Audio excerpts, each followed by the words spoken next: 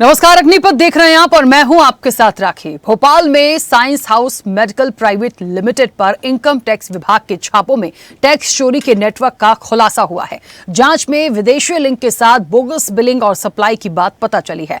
Science house पर छापे में 1 करोड़ नगद बरामद किए गए हैं, तो वहीं इनकम टैक्स विभाग ने 20 बैंक लॉकर सील किए हैं। फर्जी कंपनियों के बोगस बिलिंग की भी जानकारी मिली है। इतना ही नहीं, सरकारी अस्पतालों की दवा और सर्जिकल उपकरण सप्लायर का चाइना कनेक्शन भी सामने आया है। भोपाल में आयकर विभाग की बड़ी कार्रवाई और खुलासे पर पहले ये पूरी रिपोर्ट आपको दिखाएंगे और फिर इस पर आज विस्तार से करेंगे चर्चा।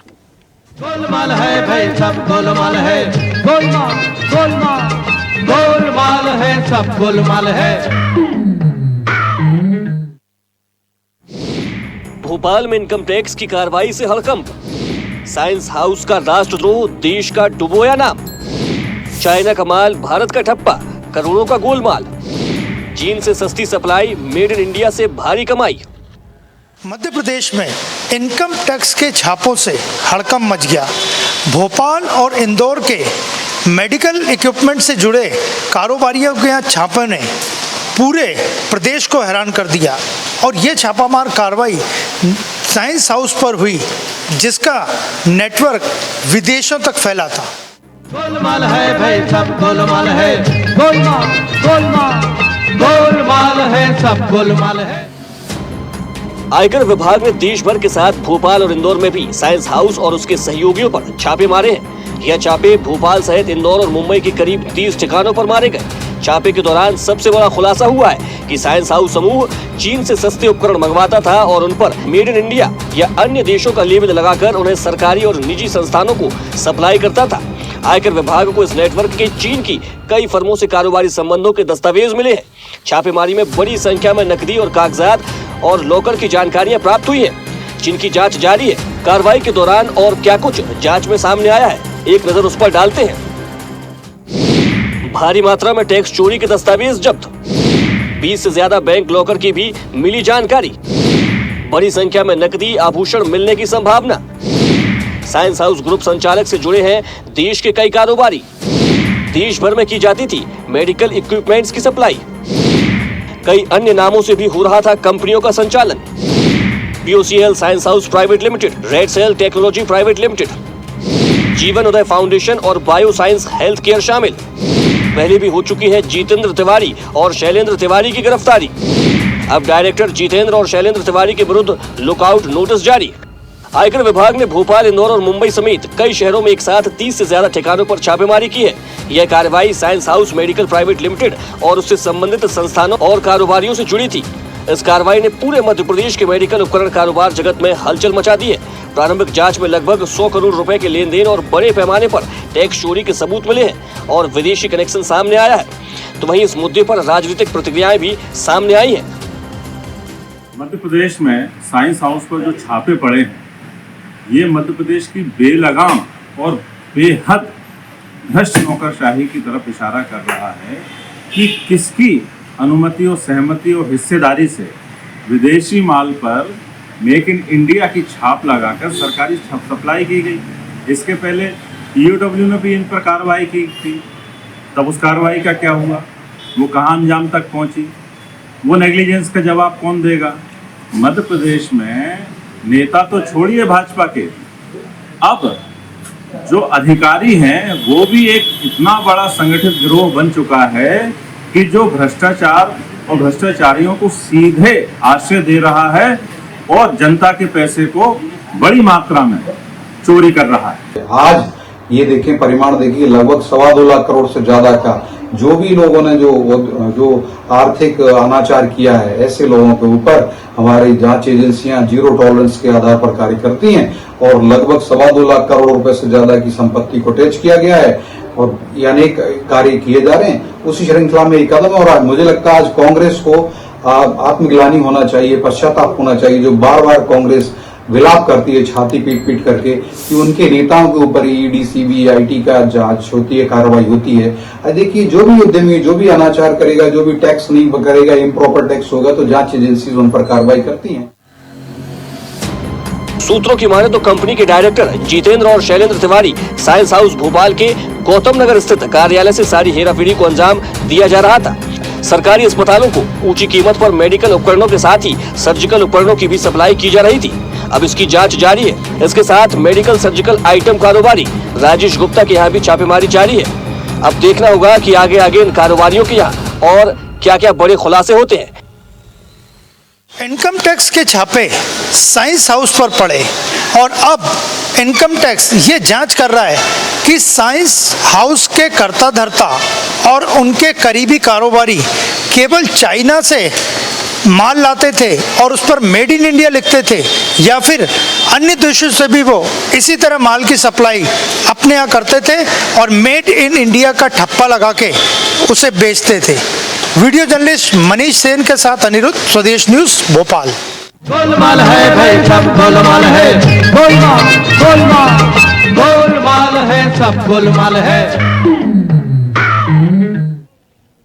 चलिए, तो भारत का ठप्पा, चाइना का माल साइंस हाउस ने तो बड़ा ही गोलमाल कर दिया। और लेकिन एक सबसे बड़ा सवाल कि भनक तक नहीं लगी, लेकिन एक बड़ी कार्रवाई हुई है। जिस तरीके से छापा पड़ा आयकर विभाग का और एक साथ अलग अलग शहरों में जिस तरीके से दबिश दी गई है, बहुत बड़ा यह खुलासा हुआ। बहुत सारी देखिए बातें होंगी इसके पीछे, बहुत सारी परतें खुलेंगी अभी तो, और कि कब से ये चल रहा था और करोड़ों का यदि लेन देन सामने आया है, विदेशी कनेक्शन सामने आया है, तो ये अपने आप में एक बहुत बड़ा सवाल बनकर सामने उठ जाता है। हम सीधे चर्चा पर चलेंगे। हमारे साथ दो मेहमान जुड़े हैं। सबसे पहले आपका परिचय करा दे। कांग्रेस का पक्ष रखेंगे जितेंद्र मिश्रा। जितेंद्र जी, बहुत स्वागत चर्चा में जुड़ने के लिए। और न्यूज हेड डिजिटल अनिरुद्ध सुनाने भी हमारे साथ जुड़े हैं। अनिरुद्ध जी, आपका भी बहुत स्वागत है।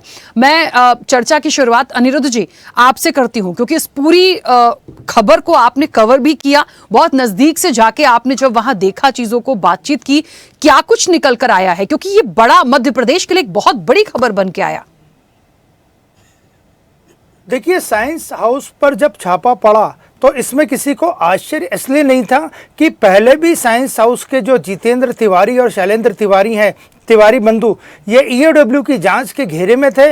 एक बार जेल की हवा भी खा चुके हैं, गिरफ्तार भी हो चुके हैं, लेकिन लगातार इसके बाद भी ये यही कृत्य करते रहे। और सबसे बड़ा इसमें यह खुलासा हुआ है कि ये चाइना, जो इनकम टैक्स के अधिकारियों को वहां से कागजात मिले, चाइना का माल या तो ये मुंबई से खरीदते थे या डायरेक्ट मंगाते थे, और उस चाइना के माल पे, सस्ते माल पे मेड इन इंडिया का ठप्पा लगा के ये सरकारी सप्लाई तो करते ही थे, साथ में निजी जो अस्पताल हैं वहां भी सप्लाई करते थे, खासकर सर्जिकल इक्विपमेंट्स, पैथोलॉजी के इक्विपमेंट्स और अन्य जो मेडिकल लैब्स के इक्विपमेंट्स आदि आते हैं। तो अभी ये छापे की कार्रवाई खत्म नहीं हुई है, छापा लगातार जारी है। इनकी बेनामी संपत्ति भी मिली है, बड़ी संख्या में कैश भी मिला है, गोल्ड भी मिला है। और एक तरह से देखा जाए तो सबसे बड़ा सवाल यही है कि इतने सालों से लगातार भारतीय जनता पार्टी की सरकार है मध्य प्रदेश में, तो ये पनपे कैसे? क्योंकि स्पष्ट रूप से, हालांकि इनकम टैक्स के कमिश्नर अभी कुछ बोल नहीं रहे, लेकिन कुछ आईएएस अधिकारियों के नाम सामने आए हैं जिनके साथ इनकी सांठगांठ थी। स्वास्थ्य विभाग के कुछ अधिकारी थे और साइंस हाउस के साथ साथ नीलम ट्रेडर्स, जो कि राजेश गुप्ता का था, पंचवटी में इन्हीं का घर है। सबसे पहले सुबह का छापा इन्हीं के यहाँ पड़ा था।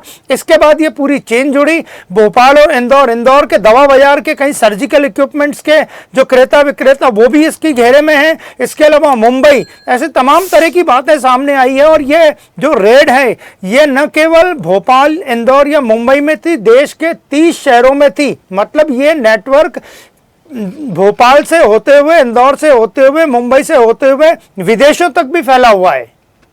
बिल्कुल। तो चलिए, सिर्फ मध्य प्रदेश नहीं, सिर्फ देश नहीं, विदेशों तक यदि इसका लिंक निकल कर आ रहा है तो अपने आप में एक बड़ा सवाल इसलिए भी हो जाता है कि लगातार ये एक दिन का काम तो देखिए नहीं है, लगातार कई वर्षों से ये चीजें हो रही थी और अब जाकर इसका खुलासा हुआ। और जिस तरीके से अनिरुद्ध जी आप कह रहे हैं कि कई ऐसे आईएएस ऑफिसर्स के नाम आए हैं, ये वाकई में देखना पड़ेगा कि आखिरकार कांग्रेस तो को एक मुद्दा मिल गया, क्योंकि कांग्रेस तो कह भी रही थी, अभी मैंने प्रतिक्रिया सुनी कि बहुत बड़ा भ्रष्टाचार है, तमाम चीजें हैं, लोगों की संलिप्तता है। लेकिन ठीक है, आरोप से इतर हमें यह देखना पड़ेगा कि इस तरह की जो चीजें हैं वो न सिर्फ छवि को खराब करती हैं, कितने लोग इसका शिकार होते होंगे, कितने लोगों के साथ चीजें गलत होती होंगी। आप ठप्पा लगा लगा के चीजें ला करके आप इस तरीके से आगे फॉरवर्ड कर रहे हैं, तो ये अपने आप में बड़ा सवाल है। जितेंद्र जी, मुझे सुन पा रहे हैं? जी बिल्कुल सुन पा रहा हूं। जितेंद्र जी, सबसे पहले आपकी प्रतिक्रिया पूरे मामले पर। देखिए राखी जी, सबसे पहले तो ये कि हम लगातार आरोप लगाते रहे कि स्वास्थ्य विभाग में अरबों रुपए का घोटाला हुआ है। आपने देखा नर्सिंग से शुरू हुए फर्जी कॉलेजों तक, इसके बाद भी कहीं कोई कार्रवाई करने को तैयार नहीं है। मैं बधाई देता हूं आपके चैनल को, बधाई देता हूं अनुज जी ने, जिन्होंने किस बेबाकी के साथ इसको कवर किया। आपने किस बेबाकी के साथ, साहस के साथ इसको दिखाने का प्रयास किया है। स्वास्थ्य विभाग की अधिकारियों की मिलीभगत से ये 420 घोटाला चलता रहा। इनकम टैक्स के अधिकारियों पर को खबर नहीं हुई। ये क्या बताता है? ये बताता है कि सब मिली जुली सरकार चल रही थी। इनको सरकार का संरक्षण है। 2.25 लाख करोड़ रुपए का घोटाला इस सरकार में हो जाता है और अधिकारियों को खबर नहीं हो, ये संभव नहीं। सरकार में बैठे मंत्री को खबर ना हो, यह संभव नहीं है। आपने देखा पिछली बार क्या हुआ, 52 किलो गोल्ड और करोड़ों रुपया एक सिपाही के यहां से मिला। आज भी आपने देखा कि जितेंद्र तिवारी, शैलेंद्र तिवारी अगर 2.25 लाख करोड़ का घोटाला मध्य प्रदेश में स्वास्थ्य विभाग में करते हैं, तो आप ये देखिए इसमें किसका संरक्षण है और कितनी भारी मात्रा में रकम प्रशासन के अधिकारियों तक फैलाएगी। नौकरशाहों का इसमें इन्वॉल्वमेंट है, सरकार से जुड़े लोगों की अनदेखी है इसमें। या तो उनको कमीशन पहुंचता रहा, या उनकी सरकार इतनी अच्छी सरकार है जो संज्ञान तक नहीं ले पाई। 2.25 लाख करोड़ का घोटाला छोटी मोटी रकम नहीं रखी थी। हम लगातार कहते रहे कि सरकार है, अनेक उदाहरण आपके सामने आए, लेकिन सरकार ने जांच कराने की भी जरूरत नहीं समझी। आज सारी की सारे हमारे आरोपों को प्रमाणित कर दिया गया, सारी चीजें आपके सामने आई। निश्चित तौर पर सरकार के ऊपर कलंक है, सरकार को कठोर कार्रवाई करनी चाहिए। अगर पहले कर देती तो ये घोटाला इतना बड़ा देता। ठीक है जितेंद्र जी, वापस आऊंगी। अनुरोध जी, एक बड़ा सवाल यहां है, जैसा कि आपने भी बताया कि पहले से ही जांच के दायरे में थे। ईओडब्ल्यू का मामला आपने बताया, एक जांच उन पर थी ही, जेल की हवा भी खा चुके हैं। अब बड़ा सवाल यह है कि जब ईओडब्ल्यू का शिकंजा था, जब जेल की हवा भी खा चुके हैं, उसके बावजूद इतना करोड़ों का ये लेन देन कैसे कर पा रहे थे? और ये क्योंकि इसकी डेप्थ में जाकर समझना पड़ेगा, क्योंकि न जाने ये कितने वर्षों से चीजें चल रही थी, कितने लोगों का नुकसान हुआ, कितना बड़ा भ्रष्टाचार इसके पीछे होगा। तो सिर्फ और ये 2 लोगों को, ठीक है अभी क्योंकि छापा पड़ा, 2 लोगों की बात आई है, इनकम टैक्स लगातार इस पर कार्रवाई कर रहा है और देख भी रहा है तमाम चीजों को, लेकिन ये बड़ी चेन लगती है जिसका पूरी तरीके से खुलासा होना बहुत जरूरी है।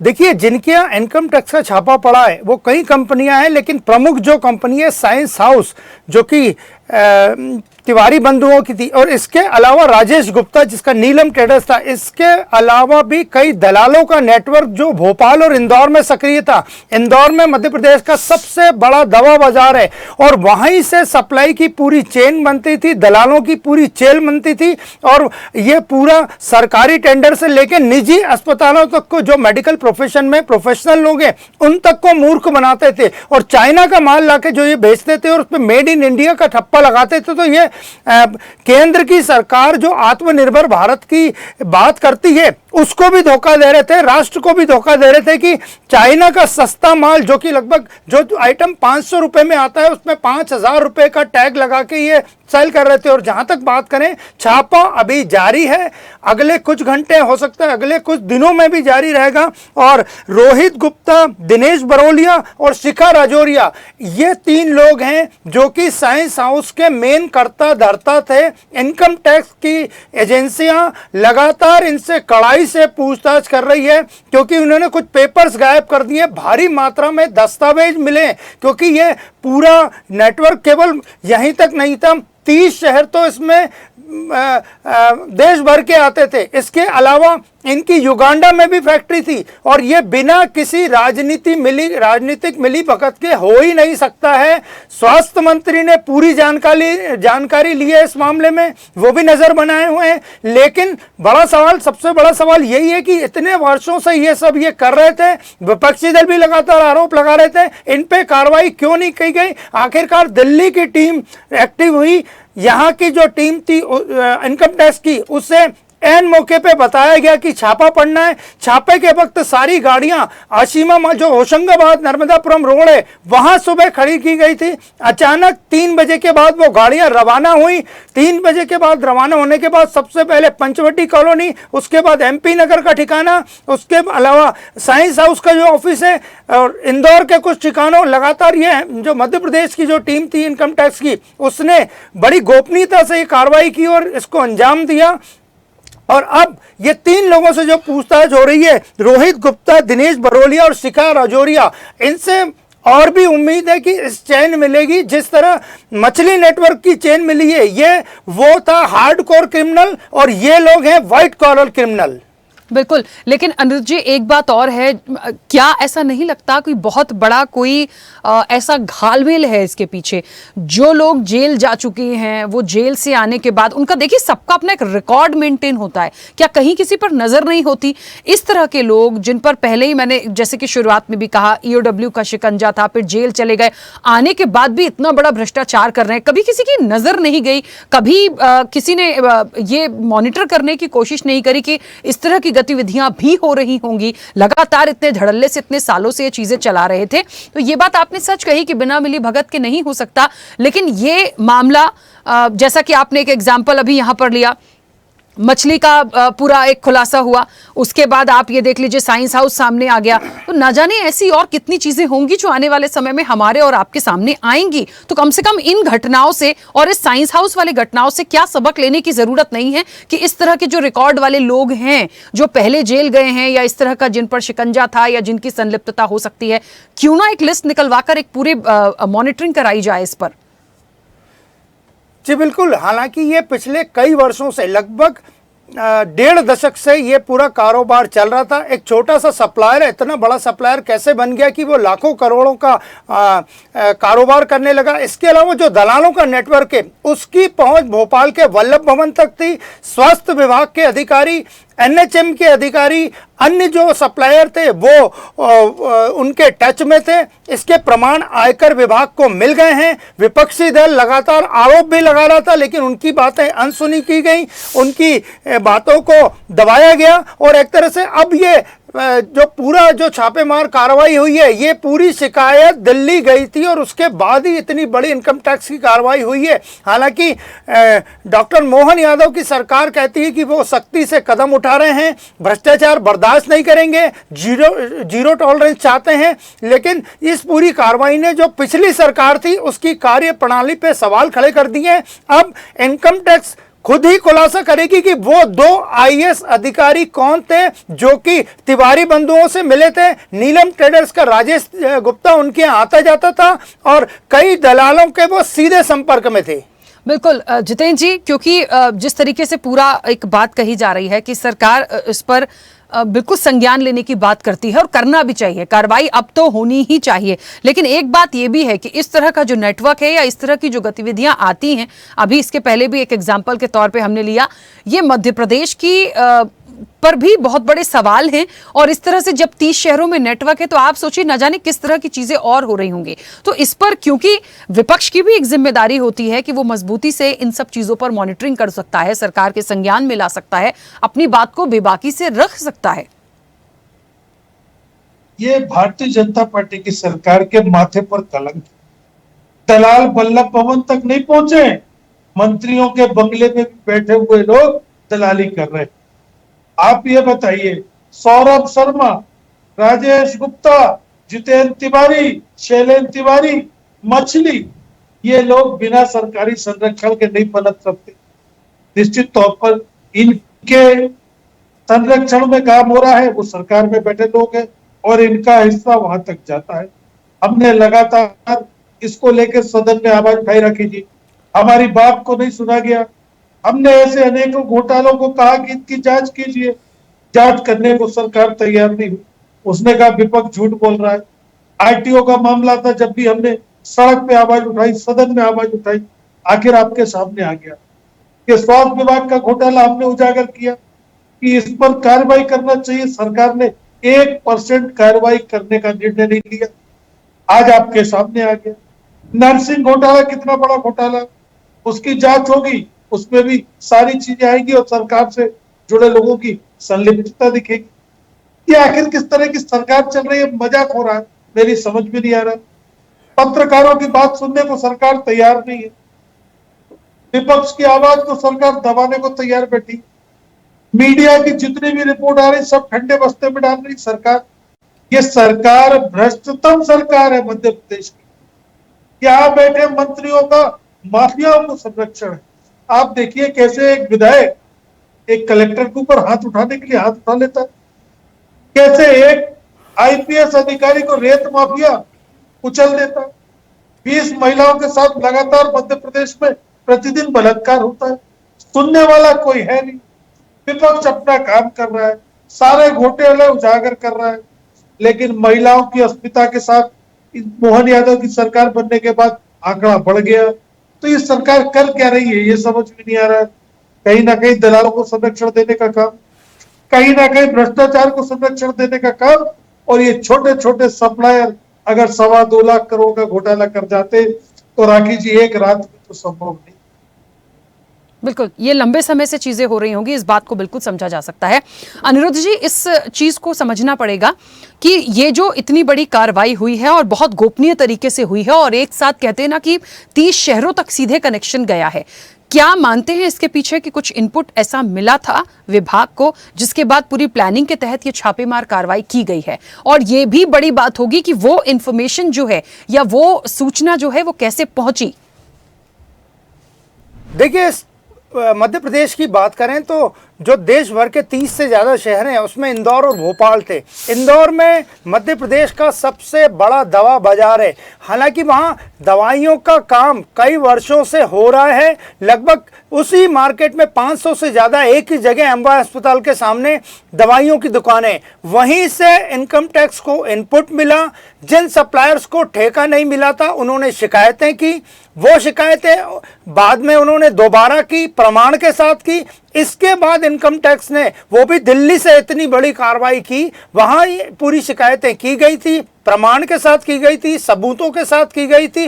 क्या क्या कौन से सर्जिकल में आइटम है, वो ऐसे आइटम रहते हैं जो आम आदमी की समझ में नहीं आते हैं। वो ऑर्थोपेडिक के भी आइटम रहते हैं और भी कई आइटम रहते हैं। पैथोलॉजी लैब के आइटम भी ये बनाते थे और भी कुछ जो मेडिकल के उपकरण हैं उनकी ये लोग सप्लाई करते थे। और इस पूरे नेटवर्क की जानकारी इनकम टैक्स विभाग को शिकायत जो मिली थी, अननोन शिकायत थी, वो इंदौर से गई थी। और उसके बाद जो छापेमार कार्रवाई हुई, पूरा नेटवर्क पकड़ में आया। और इंदौर की बात करें तो इंदौर में न केवल सर्जिकल इक्विपमेंट बनाए जाते हैं, बल्कि जनरल आइटम के नाम से कई ऐसी दवाइयां बनाई जाती हैं जो कि डुप्लीकेट रहती हैं और इसका बाकायदा लाइसेंस लिया जाता है जो कि 500 से 1000 रुपए में नगर निगम से मिलता है। और हूबहू जो ब्रांडेड कंपनियों की दवाइयां रहती हैं उसी के लगभग मिलता जुलता नाम रखा जाता है। और इनकी धड़ल्ले से न केवल मध्य प्रदेश के बाकी देश भर के गांवों में इनकी सप्लाई होती है। वहां लोग पैकिंग देख के दवाइयां लेते हैं, छोटी छोटी दवाइयां रहती हैं।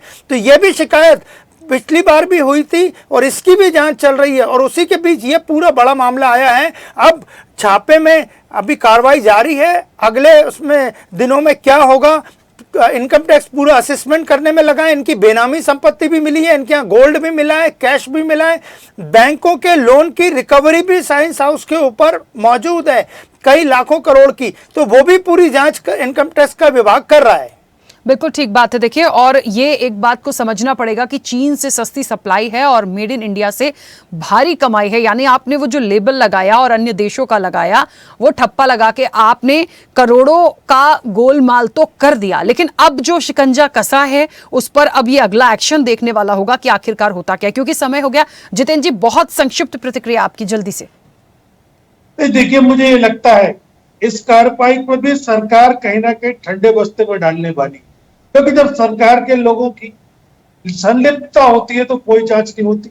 इसकी जांच को बड़े स्तर पर कहीं ना कहीं अगर दिल्ली इंटरेस्टेड है, केंद्रीय एजेंसियां इंटरेस्टेड है और अबव कार्रवाई करती है तो ही कुछ निकलेगा, वरना मध्य प्रदेश सरकार पूरा प्रयास करेगी। जैसे पिछले घोटालों को रोकने का काम किया, इसी तरह मध्य प्रदेश सरकार चाहेगी इस घोटाले को भी किसी तरीके से दबा दिया जाए। चलिए, पत्रकारिता जगत की जिम्मेदारी है इसको उठाना और लगातार आगे बढ़ाना। बिल्कुल ठीक बात है। और देखिए आने वाले समय में इस पर क्या एक कल तक ही पता चल जाएगा और कितने खुलासे इसमें होना बाकी है, क्योंकि टीम लगातार अपना काम कर रही है। आप दोनों मेहमानों का बहुत शुक्रिया इस चर्चा में जुड़ने के लिए। तो ये बात सच है, देखिए भारत का ठप्पा, चाइना का माल और साइंस हाउस का बड़ा गोलमाल, बड़े के साथ साथ करोड़ों का गोलमाल कर दिया।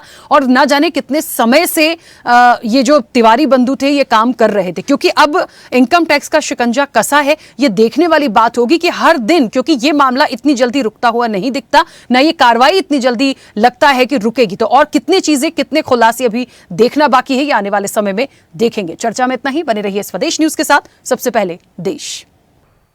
ऐसे ही वीडियोस के लिए लाइक करें, शेयर करें, फॉलो करें। YouTube पर जाकर सब्सक्राइब कर बेल आइकन दबाना ना भूलें और ताजा अपडेट्स के लिए swedeshlive.com पर जरूर जाएं।